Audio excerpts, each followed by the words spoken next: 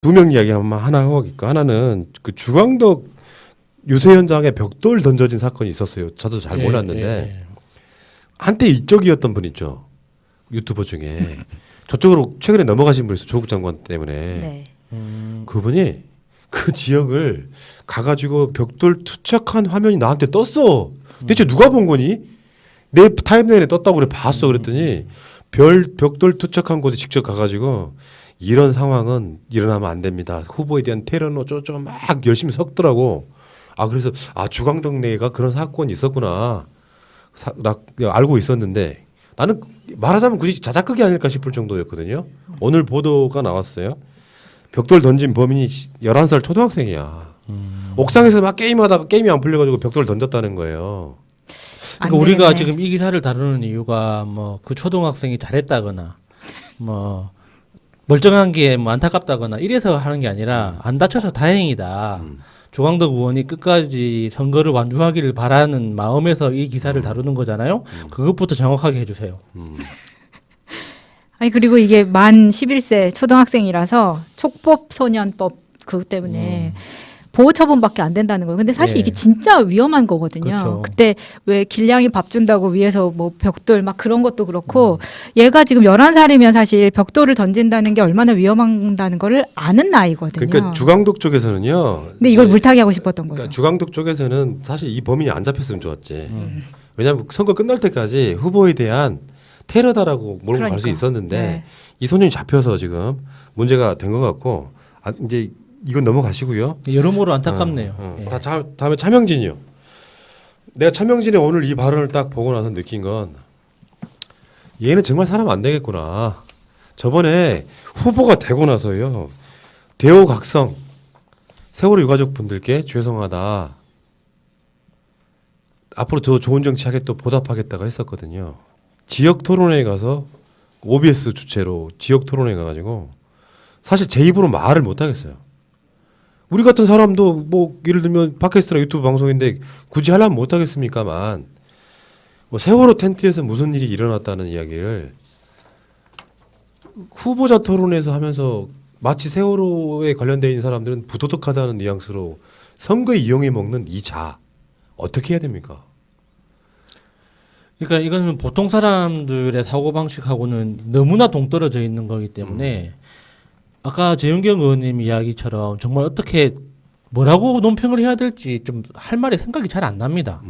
그러니까 그런 걸 그러니까 그런 표현을 쓸 수 있다는 것 자체, 그러니까 그 피해자들 어떤 사건 사고의 피해자나 그 유가족들을 대상으로 해서 그런 표현을 쓸 수 있다고 상상하는 것 자체가 사실 보통 사람으로서는 사실 뭐 어떻게 좀 이렇게 생각을 할 수가 없는 거거든요.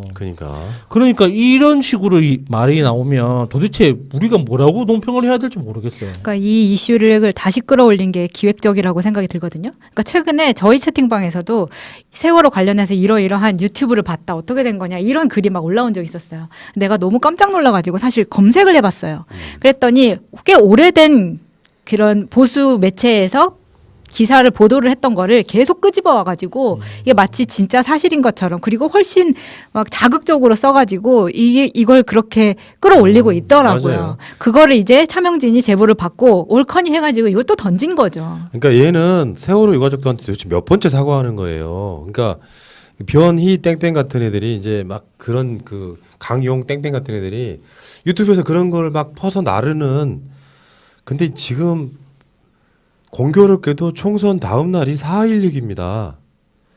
이게 사실 진위 여부 이런 걸 떠나가지고 여기에 솔깃해서 뭔가 속아 넘어가는 사람들 자체가 쓰레기인 거예요. 사실 여부를 떠난다는 말은 무슨 말이냐면 이런 것이 100분의 1이라도 사실이라고 할지라도 그런 것들이 세월호 사건의 본질을 바꾸지 않아. 근데 예를 들어서 내가 진심으로 그 세월호 사건에 관련되어 있는 사람들에 대한 연민과 애정과 뭔가 좀 미안함이 있다면 이런 것들을 토론에서 끄집어 나오지 않죠. 더군다나 징그럽게 헤쳐먹는 뼈 발라먹고 찜쪄먹고 그런 식의 이야기를 했던 자가 또 죄송하다고 사과를 해놓고는 또 공천 받자마자 토론에 나가서 이런 짓거리 하고 있으면 이건 사람이라고 볼 수가 없는 거예요. 사람의 탈을 쓰고 있지만 이건 그냥 짐승에 가까운 거예요. 그러니까 이 당에서는 그냥 세월호에 대해서 언급 자체를 안 함으로써 좀 사죄를 하든지, 그러니까 무슨 일이 있든지 언급을 안 해야 된다고 생각합니다. 그리고 차명진은 지금 뭐 후보를 제명하는 선에서 끝날 일은 아니라고 봐요. 그리고요 후보 제명 쇼하지 말라 그러세요. 지금 그 관악의 김대호도 그렇고 이 차명진도 그렇고 제명이 쉽게 되는 게 아니에요. 너 잘리면 잘리는 게 아니라 간단히 말해서 이 후보를 제명하려면 제명을 윤리위원회에다가 회부를 해야 돼. 윤리위원회 결과가 나와서 최고위원회에서 의결을 해야 돼. 간단히 말하면 제명하겠다지 제명이 아니라고. 이 지금 선거 기간이죠. 다음 주 수요일이 그러니까 일주일 후면 총선이 지금 이 시간대쯤면은 출구조사 나올 시간이야. 그 사이 윤리위원회 못 열어요. 각각 선거 나가 있을 사람들이야. 대개 보면. 예. 그리고 지금 윤리위원회에서 빨리 제명해가지고 최고위원회에서 그걸 의결하면 끝. 안 된다고. 특히 국회의원 같은 경우는 아마 제명은 의원총회에서 해야 될 거고 얘들은 지금 그거 아니죠. 현역 의원들 아니죠. 아마 최고위원회에서 회의할 텐데 말로만 제명이지 지금 김대호도 그렇고 차명진도 그렇고 미래통합당 후보로 뛰는 건 똑같아요. 당 뭐 이렇게 무슨 마크, 기호 이거 바뀌는 이유가 하나도 없습니다. 이 사람들 입장에서는 무조건 이렇게 뛰는 거지. 그러니까 제명한 자체는 지금은 제명이 될 수가 없고 만약에 얘네들 중에 당선돼서 살아 돌아온 사람이 있다고 생각해 보세요. 제명 가능하겠습니까? 선거 끝났는데 슬그머니 없는 척 하겠죠. 제명 쇼는 쇼고 이거 말이 안 되는 거고. 예. 어쨌든 차명진 이자는요. 전 그런 얘기를 하나 드리고 싶긴 해요. 어마어마한 사건이 터지면 표가 우리한테만 이득이 되는 건 사실 아니에요. 우리가 봤잖아. 나 아주 어렸을 때 그 초원 복국집 사건. 예. 부산에 있는 모든 기관장들이 다 모여가지고 당시의 여당이었던 신한국당인가 아마 그럴 거예요. 김영삼 후보가 갔던 정확히 기억이 안 난다. 생각이 안 난다. 노태우인지 김영삼인지 제가 좀 알려주세요, 여러분.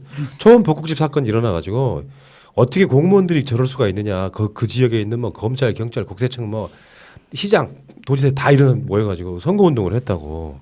근데 그게 빵 터지니까 오히려 표가 그쪽으로 결집했다고요. 지역감정 유발하느라고. 그러니까 이슈가 딱 터진다고 그래서 우리한테 모든 이슈가 다 좋게 작용하는 건 아니에요. 김대호도 마찬가지고 차명진도 마찬가지인데 문제는 선거에 유리하냐 불리하냐가 아니라 이런 멘탈을 갖고 있는 놈들이 정치권에 있다는 거예요. 나이 들면 다 장애인이 되고 3040은 생각이 없고 세월호 뭐 텐트에서 무슨 일이 일어나고 정치의 품격 좀 가졌으면 좋겠다. 저는 그런 생각이 좀 듭니다. 민자당이라고 말씀해 주시네요. 민자당. 어쨌든 감사드려요. 김영삼 당선이었구나 그 당시에. 우리 나왔던 얘기가 우리가 남이가 했었는데 그렇죠. 그런 방식으로 지금 작용을 할 수가 있기 때문에 조심스럽긴 한데 사람이 아닌 건 확실합니다.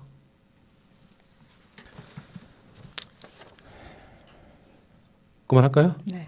선거 이야기를 안 할 수가 없죠. 일단 그런 이야기 한번 해보고 싶어요. 김종인 미래통합당의 늙은 철새 80대 노인 노세. 이분이 그러니까 속아 넘어가지 말라는 거야. 뉴스를 여러분 안 보시는 게 좋아요. 실제 뉴스에서는 각 당의 자기 주장들이 나오잖아. 그러면 되게 뭐 문재인 정부가 경제를 폭망시켰다. 가짜 뉴스.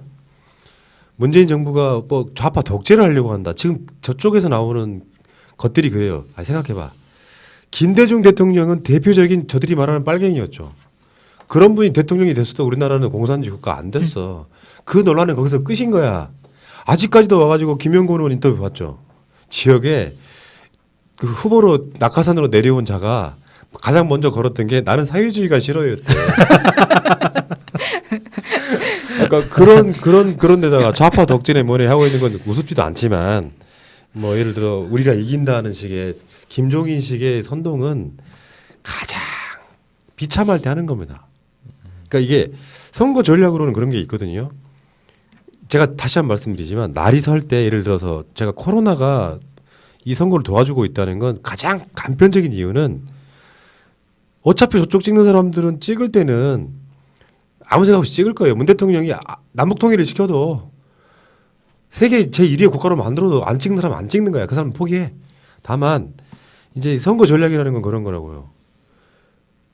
코로나가 이렇게 잘 대응을 하고 있는 이 마당에 만약에 미래통합당이 일당이 되면 민주당이 위태로워지면 정부가 위태로워지면 하는 생각이 머물 수밖에 없어요. 그러니까 계속 잘하라고 찍어주는 표가 분명히 있을 거라는 거예요. 그러니까 지금 절박합니다. 이따가 이야기 나오겠습니다만 각종 막말 터지는데 상상을 초월하는 거야. 완전 망조가 들었죠. 정상대로라면 이 사람들 50석 이하로 내려가는 게 맞고 저들이 표가 결집할 가능성도 있어요. 큰 이슈가 터지면. 근데 그 부분은 우리가 섣불리 예측할 수는 없는데 어쨌건 지금 김종인의 우리가 이긴다 승리를 낙관하는 발언 이것이 이 기사 제목 때문에 갖고 온 거예요. 확신인가 소망인가 했는데 난 뒤에 확신인가 노망인가로 아니 이거는 김종인이 그 자리에 있기 때문에 당연히 해야 되는 이야기죠. 그냥 자다가도 야야 종인 씨 하고 깨우면 우리가 이겨요 하고 일어나야 돼요.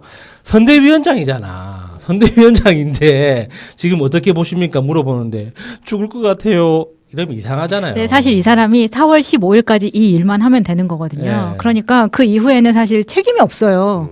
그러니까 이 말을 할 수밖에 없는 거죠. 이제 이런 게 있어. 지금 지지율 추이가 있잖아요. 좋다니까 수도권은 당연히 너무 말할 것도 없고 수도권 121석 중에서 사실 100석에 가까운 목표를 노리고 있더라고. 이제 그 중에 이제 90석 정도 민주당이요. 나머지 몇 석 남아요? 30여 석밖에 안 남아요. 수도권이 그렇고 강원도 분위기 좋다 그랬죠. 김진태도 망할 각이고 이광재 지사가 바람 불이 넣어주고 있죠. 충청도 같은 경우도 분위기 엄청 좋아요. 충청북도는 좀 고전하는 데가 있는데 대전 정도나 이런 데는 분위기 엄청 좋습니다. 전라남북도 말할 것도 없죠. 부울경은 완전 접전 딱 붙었다는 거예요. 그러니까 지금 어제도 그런 방송으로 말씀을 드렸지만 여론조사를 갑자기 내일부터는 여론조사 공표가 금지됩니다.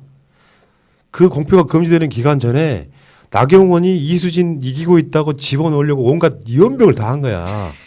막 그 유선전화 30% 이상 집어넣고 500명 집어넣고 김영곤 의원 말씀에 의하면 여론조사 자체가 조작이더구만요. 왜냐하면 여론조사 전화를 받을 사람들이 미리 세팅되고 교육된 사람들인 경우가 많은 거예요. 그래가지고 여론조사를 만들어 가는데 어쨌든 지금 그런 식으로 여론조사가 돼 있죠. 부울경 괜찮은 정도가 아니라 굉장히 딱 붙었다는 거예요. 대략적으로 보면 TK 정도에서는 좀 어떨지는 확신할 수 없다인데 이 상황에서 지금 뭐 올라가지도 않는 지지율 갖고 더 떨어지는 지지율이 있잖아요. 이거 갖고 지금 뭐 이긴다는 식의 이 발언 확신이 아니고 노망이라고 감히 말씀드려 봅니다. 근데 4월 15일 유통기한 끝나기 전에 상하기 전에 우유를 빨리 팔아야 되기 때문에 어쩔 수 없죠. 그러니까. 근데 이 그 김종인 씨 나오는 기사에서 제일 눈에 띄는 건 총괄 선거 대책위원장 괄호치고 80. 이 숫자가 제일 눈에 띕니다. 80석이란 뜻이지.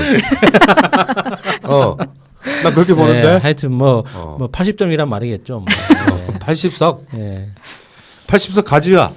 자, 그럴 가능성이 전혀 없는 것도 아니에요. 민주당이요. 19대 국회 때 81석인가 그랬어. 87석이었나? 정확히 기억은 안 납니다만 90석이 안 됐던 시절이 있었어요. 저당 저렇게 만들어도 저는 그거 불가능하지 않다고 보는데 지금 너무 언론들이 막 이렇게 마치 막 박빙인 것처럼 이야기하는 언론이 있고 또 엄살 마케팅도 분명히 있겠죠. 민주당은 지금 딱 그 타이밍에 들어갔다고 봐요. 그러니까 우리한테 몰아줘야만 국정 운영 잘할 수 있고 코로나 대응도 더 잘할 수 있고 이런 것들이 있을 거라고 보는데 어쨌건 우리 생각하는 것 이상보다는 훨씬 더 많이 의석을 가져올 거라고 저는 흐름상 보면 그게 보이잖아요. 자, 그렇게 말씀드리고 싶고 어쨌건 김종인 이 양반 80, 나 진짜 귀여우신 분이죠 그냥. 나는 이분을 그 인생 모토로 살아야 되겠다. 80세까지 방송하려고. 그러네요. 네. 자, 알겠습니다. 10년 남았습니다. 제가 70이기 때문에 근데 이 말을 믿는 사람이 있다는 게 또 신기하고요. 자, 그 이야기 여기까지 하고